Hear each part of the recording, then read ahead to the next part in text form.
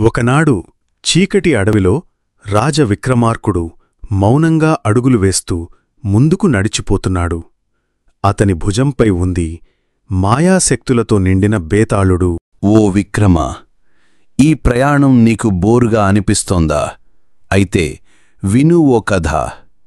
ఒకసారి ఒక చిన్న రాజు తెలివితేటలు పరీక్షగా నిలిచిన కథ.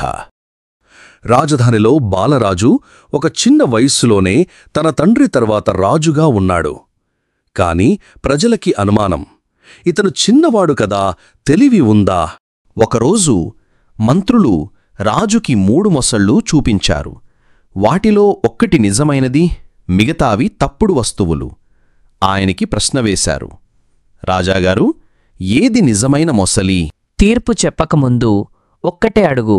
వాటిని ఒక పక్కన నీటిలో వేసి చూడండి. మొసళ్లను నీటిలో వేశారు. 2 తేలిపోయాయి. ఒకటి మెల్లగా కదిలింది. అదే నిజమైనదని బాలరాజు తెలిపాడు. ఇప్పుడు చెప్పుకు విక్రమా. రాజు తెలివిగా ఆలోచించాడు. కాని ఇక్కడ ప్రశ్న ఇది, అతడు నీటిలో వేయమని ఎందుకన్నాడు?